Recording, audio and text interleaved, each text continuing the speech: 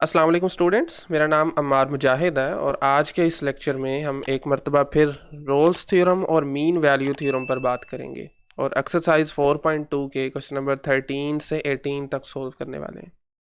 तो सबसे पहले एक क्विक ओवरव्यू है रोल्स थ्योरम का। रोल्स थ्योरम की तीन कंडीशंस हैं, तीन हाइपोथेसिस कह सकते हैं।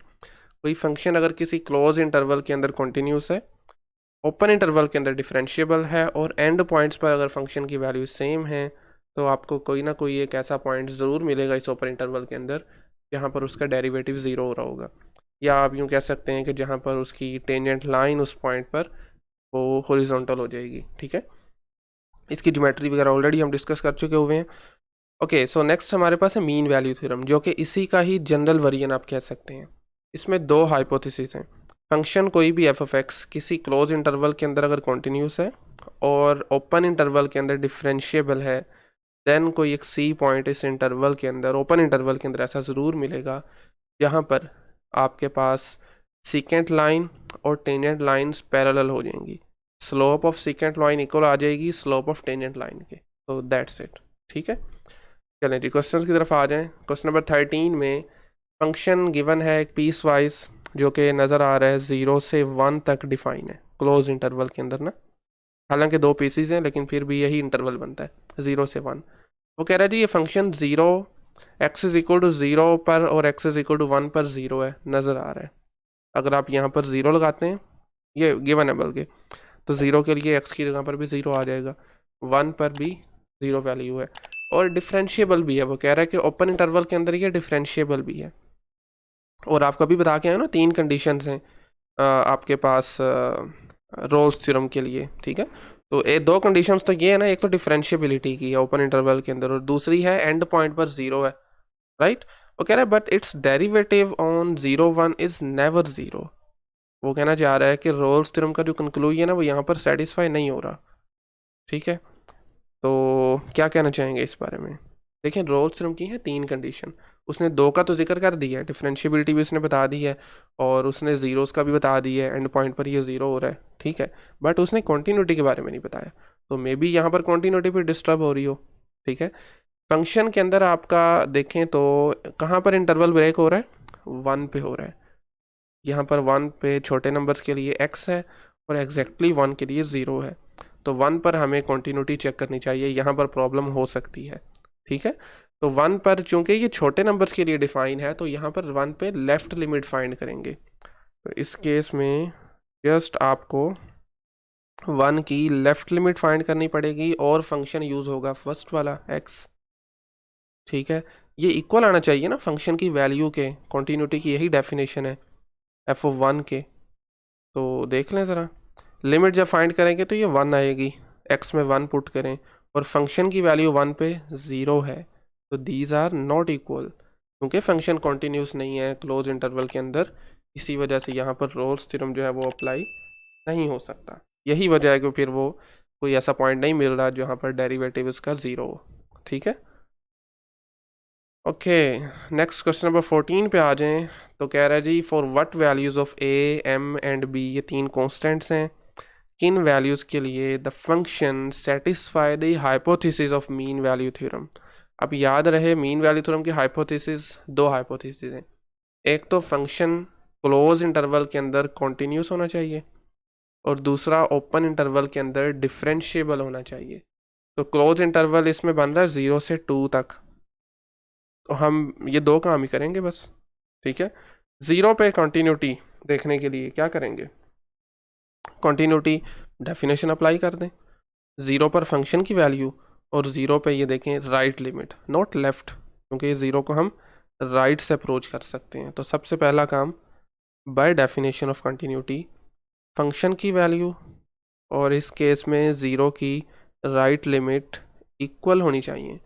फंक्शन यूज़ होगा सेकंड वाला, which is -x² + 3x + a। तो फंक्शन की वैल्यू 0 पे 3 गिवन है, जब आप लिमिट फाइंड करेंगे तो ये बनेगा -0² + 3 टाइम्स 0 + a। तो यहाँ से सीधी सीधी हमें a की वैल्यू मिल गई है विच इज़ 3। ठीक है, अगर a 3 लेंगे तो ही फंक्शन आपका 0 पे कॉन्टीन्यूस होगा। ठीक है, अब बात कर लेते हैं 1 की। 1 पर भी चूंकि ब्रेक लग रही है तो 1 पे भी कंटिन्यूटी में भी डिस्टर्ब हो, तो 1 पर फिर आप लेफ्ट लिमिट फाइंड करने के लिए कौन सा फंक्शन यूज़ करेंगे, दिस वन, क्योंकि ये छोटे नंबर्स के लिए डिफाइन है और नीचे वाला फंक्शन 1 से बड़े नंबर्स के लिए डिफाइन है, तो इसकी लेफ्ट और राइट लिमिट इक्वल होनी चाहिए ना। चलें देख लेते हैं जी। X approaches 1 from left side, function use होगा ये वाला which is -x² + 3x + a। और इसी तरह से अगर बात की जाए राइट लिमिट की, x approaches 1 from right side, तो ये फंक्शन यूज़ होगा क्योंकि ये 1 से बड़े नंबर्स के लिए डिफाइन है, which is simply mx + b। तो लगा दें जी लिमिट, यहाँ पर बनेगा माइनस ये वाला -1 का square + 3 times 1 + a equals to m times 1 + b। तो यहाँ से 3 - 1 बना 2, तो ये आ जाएगा a + 2 equal to m + b। a की वैल्यू ऑलरेडी फाइंड कर चुके हैं, 3 है, 3 पुट करेंगे तो लेफ्ट साइड 5 बन जाएगी, m + b। ठीक है। अच्छा, अभी तक हमें इसकी वैल्यू नहीं मिल सकती क्योंकि 2 अननोन्स हैं, एक इक्वेशन है। अब हम फैक्ट यूज़ करेंगे डिफरेंशिएबिलिटी का, क्योंकि आपका फंक्शन डिफरेंशिएबल भी होना चाहिए ओपन इंटरवल में। मीन वैल्यू थ्योरम ये भी कहता है, उसका हाइपोथेसिस है। तो आप 1 पे इसकी डिफरेंशिएबिलिटी भी चेक कर लेंगे। ठीक है, 1 पे फिर हम राइट डेरिवेटिव और लेफ्ट डेरिवेटिव देखेंगे, दोनों इक्वल आने चाहिए बाय डेफिनेशन। तो limit x approaches 1 left side derivative is equal to limit x approaches 1 from right side and derivative. तो लेफ्ट साइड के लिए ये वाला फंक्शन यूज़ होगा, इसका डेरिवेटिव -2x + 3 बनेगा, और राइट के लिए बनेगा m, ओनली m। x का डेरिवेटिव 1, b का 0 हो जाएगा। तो वैसे चलें लिख लेते हैं, x approaches 1 from left side, derivative would be -2x + 3 if I am not wrong, yes. And right side पे x approaches 1 from right side, यहाँ पर डेरिवेटिव बनेगा m ओनली। तो 1 पुट करें ज़रा, -2 टाइम्स 1 + 3 इक्वल टू m। यहाँ से m की वैल्यू क्या आएगी, 1 आ जाएगी, 3 - 2। और इस वैल्यू को ज़रा यहाँ पर लगा दीजिए, तो आपके पास b की वैल्यू क्या बनेगी, यहाँ से 4 आ जाएगी। -1 करें दोनों तरफ तो b की वैल्यू 4 आ जाएगी। So these are the 3 required constants, a is 3, b is 4 and m is 1। Okay, next question number 15 पे आ जाएं। 2 पार्ट्स हैं इसके। वो फर्स्ट पार्ट में कह रहा है जी, plot the zeros of each of the given polynomial on a real line together with the zeros of its first derivative. वो कहना ये चाह रहा है कि इसके जो जीरोज हैं, फंक्शन के रूट्स कह लें, वो कहाँ पर ज़ीरो हो रहे हैं और उसका डेरिवेटिव कहाँ पर ज़ीरो हो रहा है, ज़रा प्लॉट करके दिखाएं। उसका मेन मकसद पता है क्या हो, उसका मेन मकसद ये है कि क्या ज़ीरोज़ के दरमियान में डेरिवेटिव ज़ीरो होता है। ठीक है, देख लेते हैं जी। तो 4 पार्ट्स हैं, मैं चाहूँगा कि एक मरतबा हम रियल लाइंस यहाँ पर पहले 4 बना लेते हैं, फिर ही आगे चलेंगे। Let's see, this is for part 1, part 2 ये है जी 3 के लिए, और फिर लास्ट पे हम 4 के लिए देख लेते हैं। ठीक है, बल्कि मैं जल्दी से यहाँ पर मेंशन भी कर देता हूँ। फर्स्ट पार्ट है, second part, third part and the fourth part. ठीक है, चलें जी। फर्स्ट मैं पहले आपको 2 करके दूंगा बस, बाकी आपने खुद ट्राई करना है चूँकि थोड़ी वर्किंग हो रही है इनमें ना। देखें, फर्स्ट क्वेश्चन है x² - 4, इसके ज़ीरोज़ फाइंड कर लें, इक्वल टू 0 रखें, x² 4 आ जाएगा। x² 4 का मतलब है x की 2 वैल्यूज़ हैं, स्क्वायर रूट लेने से +-2 बनेगा। ये है फंक्शन के ज़ीरोज़। अब अगर बात की जाए इसके डेरिवेटिव के ज़ीरोज़, तो उसके लिए डेरिवेटिव फाइंड कर लें। डेरिवेटिव बनेगा सिंपली 2x इक्वल टू 0 रखेंगे, तो यहाँ से x की वैल्यू क्या आएगी, 0 आ जाएगी। अब इनको प्लॉट कर लें। These are the zeros of function -2 and 2। तो डेरिवेटिव देखें 0 आ रहा है, 0 पे 0 है बेसिकली ना। तो देखें इसके दरमियान में आ रहा है, यानी इस इंटरवल के दरमियान में डेरिवेटिव 0 हो रहा है। तो यही चीज़ हमने मेनली शो भी करनी थी। हर क्वेश्चन में ऐसे ही होगा। ठीक है, जैसे नेक्स्ट देख लें आप, x² + 8x + 15। तो ये कहाँ पे 0 हो रहा है, आप इस ओके लाइन ब्रेक कर देते हैं जी। x² + 8x + 15, तो ज़ीरो फाइंड करने के लिए आपके पास एक से ज़्यादा मेथड्स हैं, चाहें तो इसको आप फैक्टराइज कर सकते हैं। क्या ख्याल है? यानी आई मीन इसकी मिडल टर्म अगर आप ब्रेक करते हैं तो क्या बनेगा जी? 8x15 है, 5 और 3 I think, yes, x square plus 3x plus 5x simple plus 15। और मैं ये एक्सपेक्ट करता हूँ कि मेथड आपको आता होगा, तो मैं डायरेक्टली यहाँ से x की वैल्यूज़ लिख देता हूँ। One of them is -3 and the other one is -5। ये हैं ज़ीरोज़ ऑफ फंक्शन। अगर बात की जाए इसके डेरिवेटिव के ज़ीरो की, तो आप इसको डिफ्रेंशिएट कर लें। हाँ जी, एक्स स्क्र का 2x और 8x का 8 आ जाएगा। जब आप इसको ज़ीरो रखेंगे तो यहाँ से x की वैल्यू सिंपल -4 बनेगी। अब बारी आती है इनको प्लॉट करने की। तो प्लॉट करेंगे तो लें जी, ये आपके पास होगा -3 फंक्शन जहाँ पे ज़ीरो है और यहाँ पर फंक्शन ज़ीरो है, और इसके दरमियान में कहीं पर भी हो सकता है, लाजमी नहीं है कि मिड पॉइंट हो। दरमियान में ये देख लें डेरिवेटिव ज़ीरो हो रहा है एंड दिस इज़ -4। ठीक है, ओके। इसी तरह से नेक्स्ट क्वेश्चन में भी आपने सेम काम करना है। देखें x+1 और x-2 का होल स्केयर है, रूट आ जाएंगे -1। जब आप इनको ज़ीरो के इक्वल रखेंगे तो यहाँ से आएगा +2। तो दो रूट्स बन रहे हैं जी, एक आ रहा है -1 और दूसरा है +2। तो this is let's say -1, this is +2। और जब आप इसको डिफ्रेंशिएट करेंगे ना, तो डेरिवेटिव ज़ीरो होगा ज़ीरो पे। यह आपने खुद से करना है, ठीक है। इसी तरह लास्ट पार्ट पे आ जाएं, इसमें 3 रूट्स आ रहे हैं, x0, x-9 equal to zero, तो यहाँ से 9 आ जाएगा। x-24 इक्वल टू ज़ीरो, तो यहाँ से प्लस का 24 आ जाएगा। लें जनाब, ये 3 इसके ज़ीरोज़ आ रहे हैं, तो 2 इंटरवल बन गए, दोनों में डेरिवेटिव ज़ीरो होना चाहिए, बिल्कुल होगा। आपने क्या करना है, इसको डिफ्रेंशिएट करना है। एक तो इसका डेरिवेटिव 4 पे ज़ीरो होगा, ठीक है, मैं यहाँ पर लिख रहा हूँ, करना आपने खुद है। ये इस फंक्शन को ना डेरिवेटिव इसका लेना है। 3x² बनेगा -66x प्लस 216, 2 रूट्स आएंगे ऑफ कोर्स। फिर 9 से बड़ा इसका एक और रूट आएगा विच इज़ 18, राइट। तो ये इसके 3 ज़ीरोज़ थे, 3 ज़ीरोज़ के दरमियान में इसका डेरिवेटिव 2 पॉइंट पर ज़ीरो हो रहा है। Okay, so next we have question number 16, जो कि एक तरह से इसमें हमने कुछ प्रूव करना है। एक मिनट ज़रा इसका थोड़ा सा बेस बना लें ज़रा, ठीक है जी। पहले ज़रा क्वेश्चन को समझ लें। देखें फंक्शन, वो कह रहा है जी फ़र्ज़ कीजिए डबल डेरिवेटिव आपके पास कॉन्टीन्यूस है इंटरवल ए बी के अंदर, ठीक है, और फंक्शन के 3 ज़ीरोज़ हैं इस इंटरवल के अंदर। शो हमने ये करना है कि डबल डेरिवेटिव के एट लीस्ट 1 ज़ीरो होगा, मतलब एक जगह पे ये ज़ीरो हो रहा होगा इस इंटरवल के अंदर, ओपन इंटरवल के अंदर। और फिर हमने इसको फिर जनरलाइज भी कर देना है, कुछ मुश्किल नहीं है। देखें, योर फंक्शन इज़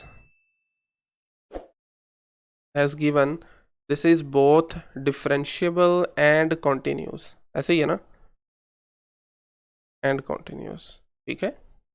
इंटरवल आपके पास गिवन है a से b तक, राइट।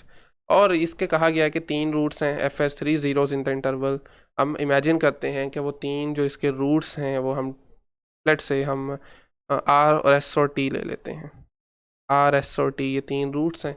रूट्स का मतलब ये होता है, बल्कि हम लिख भी लेते हैं कि a b के अंदर ये बिलोंग करते हैं। रूट्स का मतलब है यहाँ पर फंक्शन की वैल्यू ज़ीरो आ रही है, तो इसका मतलब है जी f of r equals to f of s equals to f of t, तीनों ज़ीरोज़ होंगे।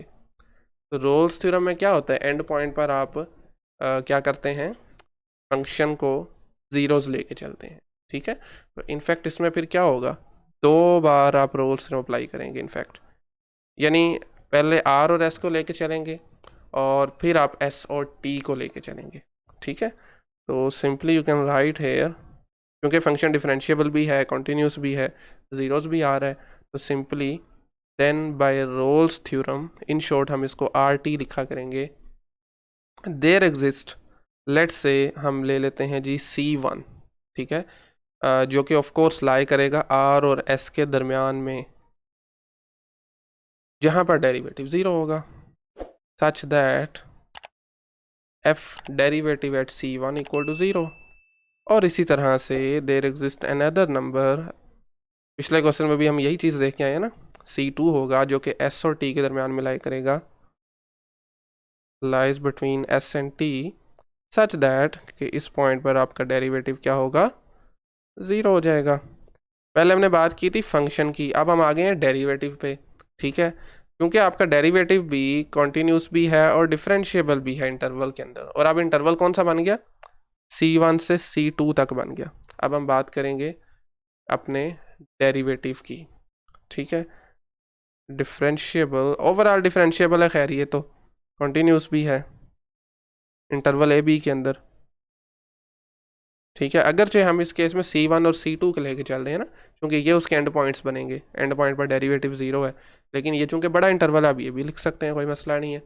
तो अगेन आप रोल्स थ्योरम अप्लाई करेंगे, रोल्स थ्योरम अगेन अप्लाइज, और इस मरतबा हम कहते हैं जी let's say there exist some C3 which lies between C1 and C2 where its derivative is 0। अच्छा, चूंकि इंटरेस्टिंगली अब चूंकि फर्स्ट डेरिवेटिव को हम फंक्शन मान के चल रहे हैं, तो रोल्स थ्योरम कहेगा डबल डेरिवेटिव 0 है। ठीक है, C3 पर डबल डेरिवेटिव 0 है, दैट्स इट। यही काम हमें शो करना था। एट मोस्ट एटलीस्ट क्या कहा था उसने, डबल डेरिवेटिव है एटलीस्ट 1 0, और वो हमने फाइंड आउट कर लिया, और वो होगा C3।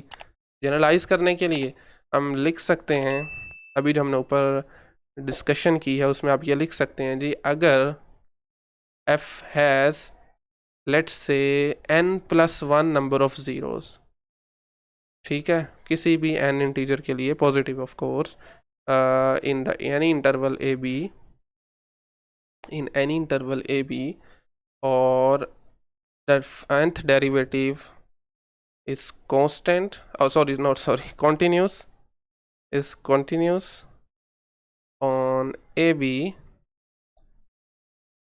then fn has at least, your function का जो आपका nth डेरिवेटिव होगा, डेरिवेटिव को इस तरह से लिखते हैं जी ब्रैकेट में, has at least 1 0 between A and B, at least 1 0 between A and B. अब हमारे केस में n की वैल्यू क्या थी, आप n को 2 लेके चल सकते हैं, 2 था तो n के फंक्शन के ओरिजिनली में 3 रूट्स ज़ीरोस थे, 3 रूट्स थे, तो आपके सेकंड डेरिवेटिव जो था उसका आपके पास 1 0 आया। ठीक है ना, इस केस में यानी आप इसको n को 2 लेके चल सकते हैं।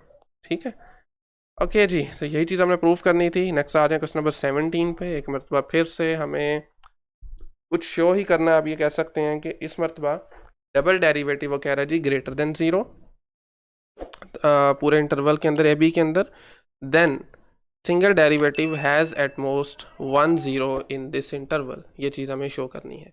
ठीक है, एंड देन फिर हमें इसकी नेगेटिव के लिए क्या होगा, सिंपली उसी को आप नेगेटिव के लिए कर लेंगे, ग्रेटर देन 0 था तो वहाँ पर वो लेस देन 0 आ जाएगा, सिंपल। तो ओके ठीक है, तो हम स्टार्ट करते हैं जी। चूंकि आपका फंक्शन जो है वो double derivative basically greater than 0 है थ्रू आउट एन इंटरवल, एक मरतबा ज़रा इसी चीज़ को लिख लें, ग्रेटर देन 0 का मतलब आप यूँ भी लिख सकते हैं एग्जिस्ट करता है ना basically, exist throughout on the interval a comma b, okay, and the derivative is, derivative की बात की जाए ऑफ कोर्स वो भी फिर कॉन्टिन्यूस होगा, द डेरिवेटिव इज कॉन्टिन्यूस, ऐसे ही है ना। इसका मतलब है अगर हमने शो ये करना है कि f dash has at most 1 0, maximum 1 0 हो सकता है, तो हम इसको कंट्राडिक्शन एक मेथड होता है प्रूफ का, उससे लेके चलेंगे। उसका मतलब ये है कि आपने जो चीज़ प्रूव करनी है उसको ऑपोजिट आप सपोज करके चलें। ठीक है, जैसे इस केस में प्रूव करना है कि इसका एक ही रूट होगा, मैक्सिमम एक होगा। ठीक है, तो हम ये लेके चलते हैं कि तो इसके एक से ज़्यादा रूट्स हैं। फर्ज कीजिए if F derivative has more than 1 zeros in A B, समझ लगी है ना किस तरीके से हम प्रूव कर रहे हैं इसको, by using contradiction method, as more than 1 zeros। ठीक है, और हम फर्ज करते हैं कि वो जो 2 zeros हैं वो हम फॉर एग्जांपल R1 और R2 लेके चलते हैं। ठीक है, belongs to the interval A B, क्योंकि इसी इंटरवल की बात हो रही है। इसका मतलब है आपके पास जो डेरिवेटिव होगा वो फिर 2 पॉइंट्स पर 0 होगा, ऑफ कोर्स रूट्स का यही मतलब है। और यहाँ पर ये मेंशन करना ज़रूरी है कि ये दोनों इक्वल नहीं है, वरना तो फिर एक ही हो जाएगा ना, तो ये दोनों इक्वल नहीं है। ठीक है, तो अब चूंकि ये दोनों पॉइंट्स पर डेरिवेटिव 0 हो गया तो अब रोल्स थ्योरम अप्लाई कर सकते हैं, simple. Then by Rolle's theorem, क्या कहता है जी रोल्स थ्योरम आपका, तो कहता है कि इन पॉइंट्स के दरमियान में एक नंबर मिलेगा जहाँ पर आपका डेरिवेटिव 0 होगा। क्योंकि हम डेरिवेटिव को फंक्शन मान के चल रहे हैं तो फिर डबल डेरिवेटिव की बात कर लेंगे। Then by Rolle's theorem, there exists, let's say C belongs to the interval R1, R2 such that, चूंकि फंक्शन का डेरिवेटिव था पहले तो अब डबल डेरिवेटिव आ जाएगा, इस नंबर पर फंक्शन का डबल डेरिवेटिव क्या होगा, 0 होगा। और ये तो कॉन्ट्राडिक्शन हो गई, चूंकि हमने ये लेके चले थे डबल डेरिवेटिव ग्रेटर देन 0 है, हमने तो ये शो कर दिया 0 है। ठीक है, इसका मतलब है कि फंक्शन का सिंगल डेरिवेटिव जो होगा उसका एट मोस्ट 1 0 ही होगा। ठीक है, single derivative has at most 1 0। ठीक है, ओके। ठीक है, तो ये है आपके पास फॉर ग्रेटर देन, जब आपका डबल डेरिवेटिव जो है वो ग्रेटर देन 0 होगा। एग्जैक्टली सेम आर्ग्यूमेंट, टाइम एक मिनट देखने ज़रा, 21 मिनट्स हो गए। वैसे एग्जैक्टली सेम आर्ग्यूमेंट्स के ज़रिए आपने इसी तरीके से आपने लेके चलना है जी। उसके फ़र्ज़ कीजिए मोर देन 2 ज़ीरोज़ हैं, सॉरी मोर देन 1 ज़ीरोज़ हैं, आपने वो इमेजिन कर लेना है, रोल्स थ्योरम अप्लाई करना है, अल्टीमेटली यही चीज़ आ जाएगी, इनक्वालिटी बस चेंज होगी। समझ लगी है ना, कॉन्ट्रैरी कहाँ से हुआ है, कॉन्ट्राडिक्शन। हम तो स्टार्ट में लेके चले थे कि डेरिवेटिव डबल जो है वो उसका ग्रेटर देन 0 बल्कि गिवन है। ठीक है, लेकिन हमने तो ये शो कर दिया कि ये 0 आ रहा है। कब 0 आएगा, जब आपके पास दो डिफरेंट आप इसके ज़ीरोज़ लेंगे सिंगल डेरिवेटिव के। ये चीज़ पॉसिबल नहीं है, इस वजह से इसका मैक्सिमम एक ही 0 हो सकता है। ठीक है, इसी तरह से फिर नेगेटिव पार्ट के लिए भी एग्जैक्टली सेम आर्ग्यूमेंट को यूज़ करते हुए आप कर सकते हैं। ठीक है, चलें जी, लास्ट क्वेश्चन है, क्वेश्चन नंबर 18 पे आ जाएं। शो करना है कि क्यूबिक पोलिनोमियल, यानी एक पोलिनोमियल जिसकी डिग्री 3 हो, can have at most 3 real zeros, उसके ज़्यादा से ज़्यादा 3 रियल ज़ीरोज़ हो सकते हैं। पिछले वाले क्वेश्चन में जो हमने मेथड यूज़ किया था कॉन्ट्राडिक्शन वाला, सेम उसी को फॉलो करेंगे। हम इमेजिन करते हैं, फर्ज कीजिए F of x with F of x has 4 और मोर ज़ीरोज़, कॉन्ट्राडिक्शन है ना, हम उसके ऑपोजिट लेके चल रहे हैं और अल्टीमेटली जो हमारे पास लास्ट पे स्टेटमेंट बनेगी वो कॉन्ट्राडिक्शन होगी। ठीक है, तो 4 और मोर ज़ीरोज़ हैं, इसका मतलब है कि आपके पास जो इसका डेरिवेटिव होगा रोल्स थ्योरम की मदद से, इसका डेरिवेटिव जो होगा वो फिर कितनी जगह पे 0 होगा, एफ डेरिवेटिव उसमें 3 या फिर 3 से ज़्यादा, चूँकि 4 और मोर लेके चल रहे हैं ना, उसमें 3 या 3 से ज़्यादा ज़ीरोज़ होंगे। ठीक है, और डबल डेरिवेटिव में चूँकि एक एक ज़ीरो कम होता रहता है ना बेसिकली, डबल डेरिवेटिव में हैज़ 2 और मोर ज़ीरोज़ हो जाएंगे, 2 और मोर ज़ीरोज़। और अगर आप ट्रिपल डेरिवेटिव पे आ जाएं, इसका फिर से डेरिवेटिव फाइंड करें, उसके फिर इसका मतलब है एट लीस्ट 1 0 होगा। ऐसे ही है ना, एक एक डेरिवेटिव कम करते जाएं तो एक्स की पावर एक कम होती है तो रूट भी एक कम हो जाता है। Has at least 1 0, but this is a contradiction. कैसे, बल्कि मैं पहले लिख लूँ, but this is a contradiction, this is a contradiction, क्योंकि ये फैक्ट जो है जो हमने लास्ट पे लिखा है एट लीस्ट 1 0, ये ट्रू नहीं है। क्यों, क्योंकि आपका जो ट्रिपल डेरिवेटिव होता है वो एक कांस्टेंट आता है क्यूबिक पोलिनोमियल के केस में, आप करके देख भी सकते हैं। ठीक है, क्योंकि हमारे पास आप लिख सकते हैं since triple derivative of x is a constant, और नॉन ज़ीरो कांस्टेंट होगा, ये भी आपने लिख लेना है, not just a constant but it is non zero. ठीक है, so this is a contradiction, hence आप नीचे एक लाइन लिख सकते हैं This implies that f of x is a cubic polynomial, right? Cubic polynomial के 3 ही रूट्स हो सकते हैं। क्या लिखा हुआ था? एट मोस्ट 3 रियल रूट्स हो सकते हैं, इज अ क्यूबिक पोलिनोमियल।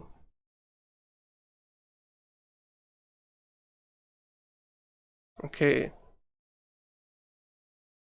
ठीक है। एक मतलब फिर से देख लें, फंक्शन में हमने सॉरी क्वेश्चन में ये शो करना था कि क्यूबिक पोलिनोमियल के एट मोस्ट 3 रियल जीरोस हो सकते हैं।